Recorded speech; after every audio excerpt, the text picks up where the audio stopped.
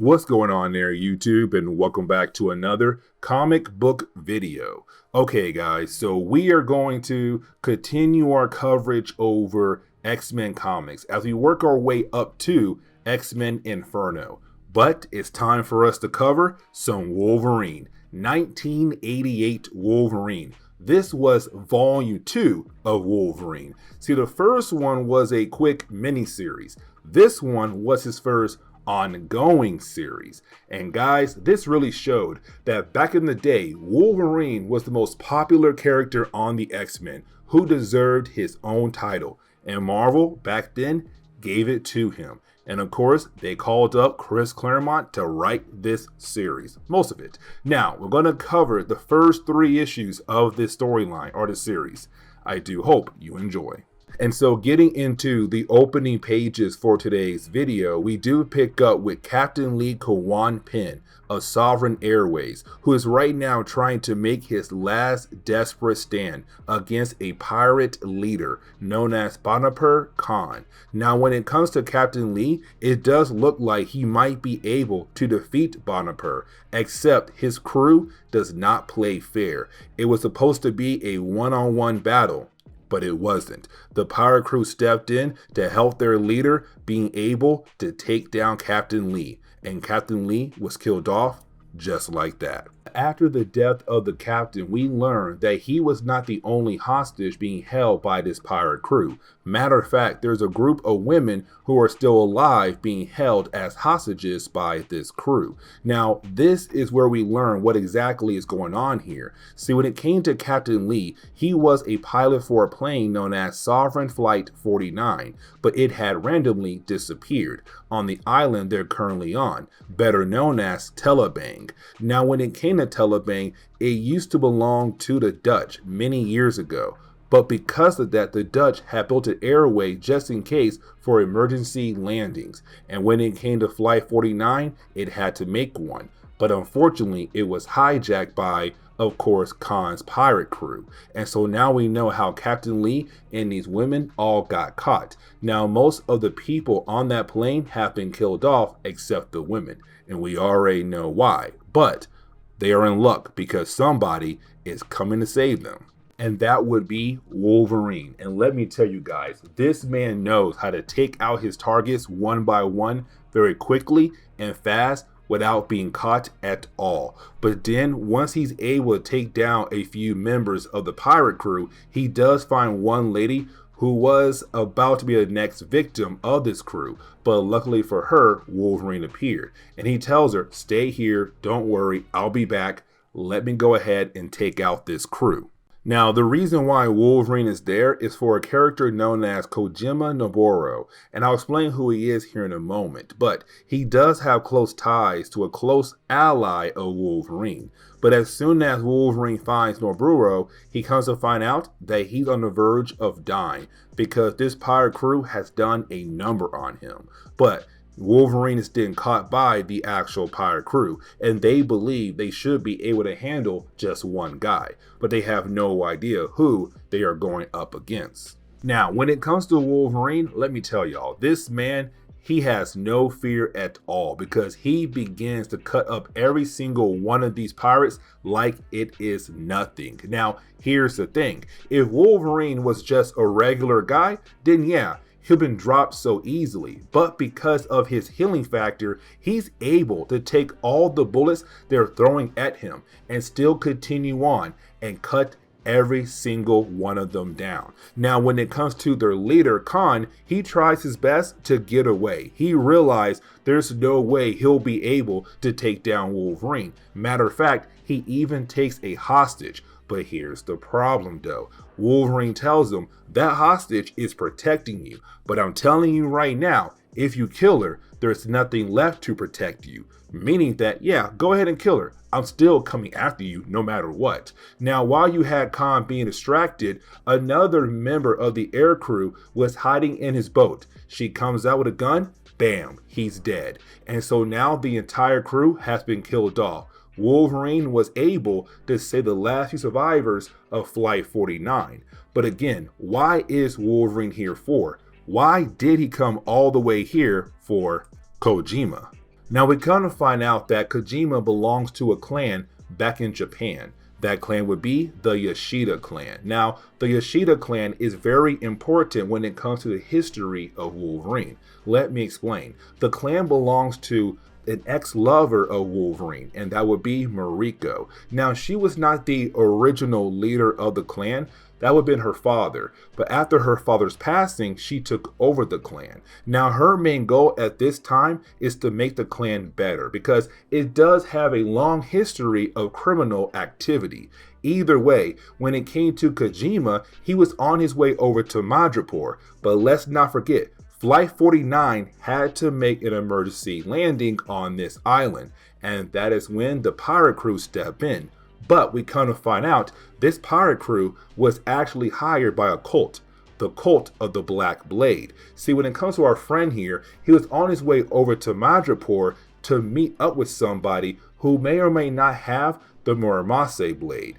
And when it comes to the cult of the Black Blade, they're also looking for the blade as well. And so when Flight 49 had to land on this island, they hired the pirate crew to attack Kojima to hopefully see if he has it. Of course, he does not, but somebody else does. And most likely the people that he was supposed to meet in Madripoor. And so now is Wolverine saying, okay, I have to head over there to find that person who may have the blade and hopefully protect them from the Black Blade. Got it? Let's go now. Now we do jump over to Madripoor Airport, and when we do, we pick up with Lindsay McCabe. Now Lindsay first appeared in Spider-Woman number 14. Matter of fact, her and Jessica Drew, the first Spider-Woman, are very close friends with one another. Now we come to find out she was the person that Kojima was supposed to meet. Now Wolverine knows her, and the only reason why, because there was a short period of time where the X-Men had to stay in San Francisco where the X-Men met Lindsay and Jessica. Now here's the thing though, Wolverine cannot just walk up to her and say, hey, it's me, Wolverine. And the reason why? Because the entire world believes that the X-Men are dead. Let me explain. So when it came to Fall of the Mutants, the X-Men had to give up their lives to keep the adversary out of their reality. And when they did that, well, it was on live television. And so the entire world believes that the X-Men are dead. But in reality, they are not. Because right after they had gave up their lives, Lady Roma came around and said, no, you do not have to give up your lives. And she brought them right back to life. But to the world, the X-Men are still dead. Now, when it comes to Lindsay, she has no idea what is going on. She has no idea that she's currently being watched by a few members of the cult. Now, luckily for her, Wolverine is there as well. And so while she's leaving the airport, there are a few members of the cult trying to follow her, but Wolverine stops them. Now, when she does arrive at the hotel, well, when she walks into her room, there are more members of the cult who try to ambush her. Now, luckily for her, Wolverine was there once again to save the day. Now, after he's able to take down the thugs, she's wondering what in the world is going on. She's wondering who in the world this guy is, not knowing it is Wolverine. Now, you do have Logan tell her, hey, Kojima sent me, but I'm telling you, he is dead. But she says that's impossible because I just talked to him a week ago. And Wolverine said that is impossible because I just saw his dead body, which means whoever talked to you was not Kojima. Now she begins to freak out. And the reason why? Because her best friend, Jessica Drew, is about to meet with somebody who claims to be Kojima. And that tells Wolverine, uh-oh, we got a problem. We have to find her right now.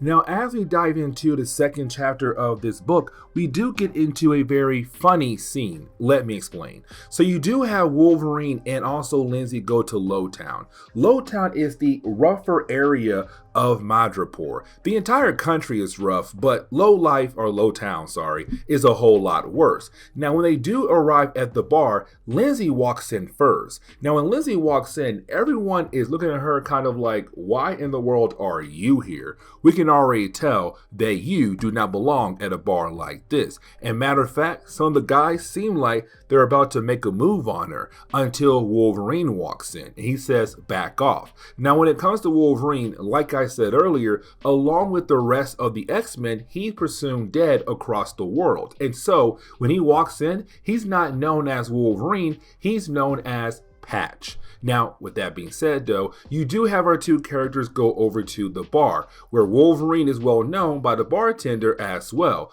where she comes over and hands Wolverine his good old drink. Now, when it comes to Lindsay, she also wants what he has. Now, Wolverine believes that she can't handle the drink that he gets.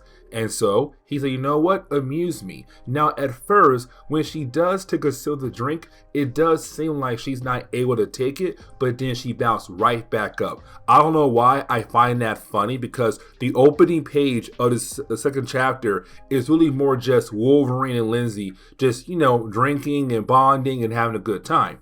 Either way, they both remember why they came to this bar, to look for Jessica. But apparently, she's not here, and she was supposed to be here to meet somebody. Now, you do have Wolverine say, you know what, Lindsay, I want you to stay here with my friend, the bartender.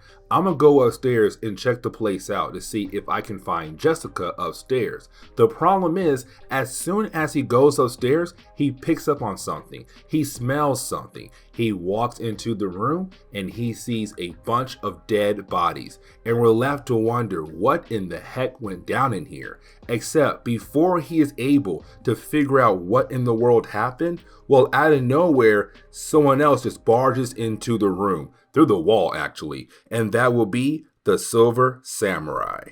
Now, when it comes to Wolverine, he knows the Silver Samurai very well. But at this point in Marvel Comics, they have fought a good few times. But either way, Wolverine does not know why in the world he's here right now looking for the Muramasa blade. And so when it comes to Wolverine, he knows he has to go ahead and take this man down. But here comes the problem though. He can't fight him like he usually does with his claws, because again, the entire world believes that Wolverine is dead. And so Wolverine has to fight differently. Now that's the problem, because when it comes to the Silver Samurai, he's also a mutant. He has the ability to transfer energy into his blade.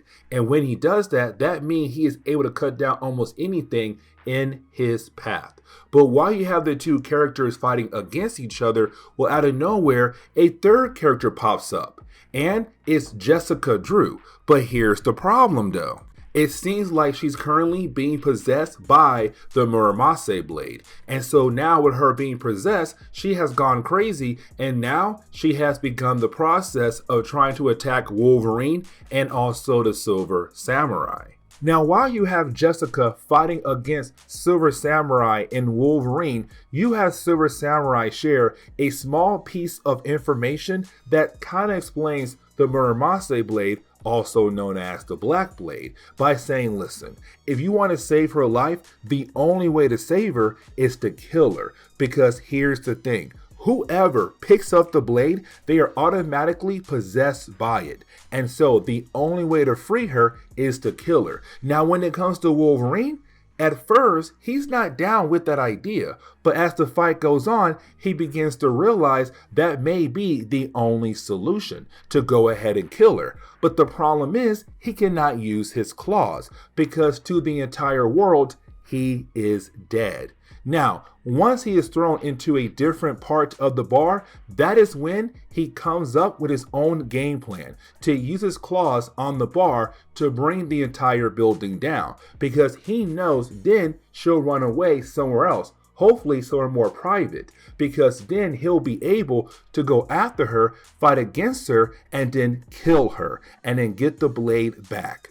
Now, while you have Wolverine following after Jessica, you have Lindsay trying to help out the Silver Samurai. Now, here's the thing, because while she's doing that, she tells us that this is not her first time seeing him. Matter of fact, the first time these two characters met was back in Spider-Woman number 42 43, and 44, where you had the Silver Samurai and Viper trying to kill her and also Jessica off. Now, luckily, they survived, but this is her now saying, I should get my revenge against you, because when the building did collapse, it did fall on top of Silver Samurai. He really can't move. She can go in for the final kill, but she realized that she is a better person. And so instead of killing him, she helps him out. Now, here's the thing. You have the two agree to help each other for two different reasons. One, he wants the blade, and two, she wants her friend back, Jessica. And so with those two different reasons, they agreed to work together, and now they're also following her to hopefully save her.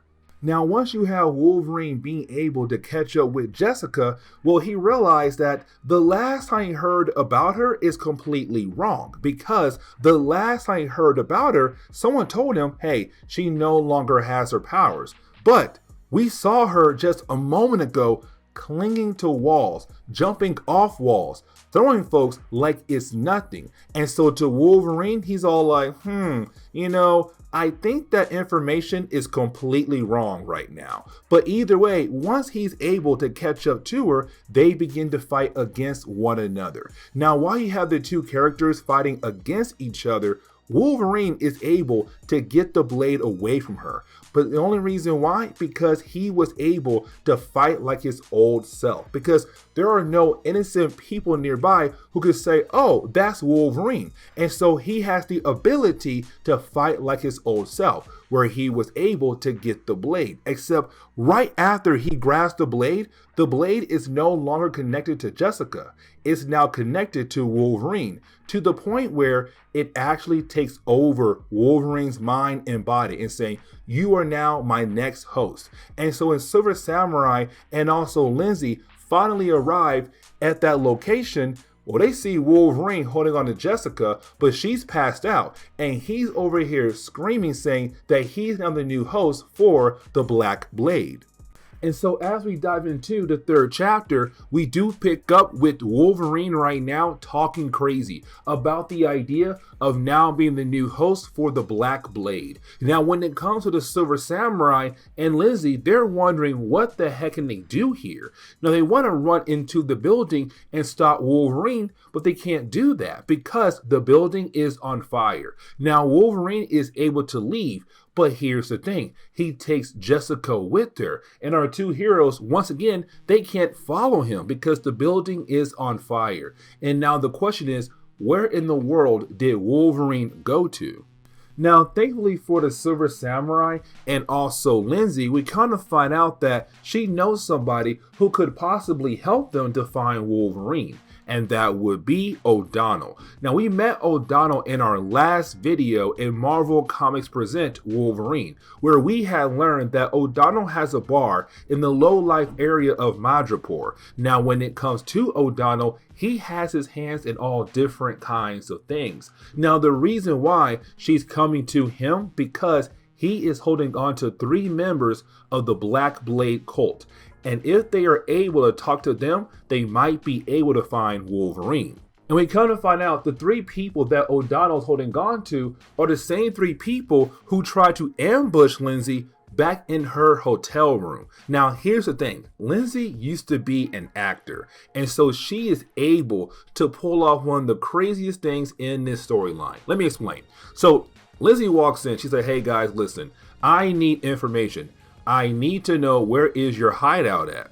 And they tell her no. And she said, fine, then we'll go ahead and begin to torture you. And so then she grabs the lady of the group and goes into a darker part of the room where they can't see her nor the lady. And then out of nowhere, you started hearing all these different kinds of noises. And you're left to believe that Lindsay is actually torturing this woman. And it scares the other 2 guys to the point where they begin to share all the information our heroes need to hear. But then we come to find out that Lindsay had faked the entire thing. Now we jump into another conversation between Lindsay and also the Silver Samurai. Now when it comes to this conversation, you had a Silver Samurai explain a tad bit more about the Muramasa blade. by saying, hey, it was created by a guy known as Muramasa. Now, when he was making the blade, he made sure to put a bit of his soul into the actual blade. And with him doing that, it was the best blade made ever in the history of blades.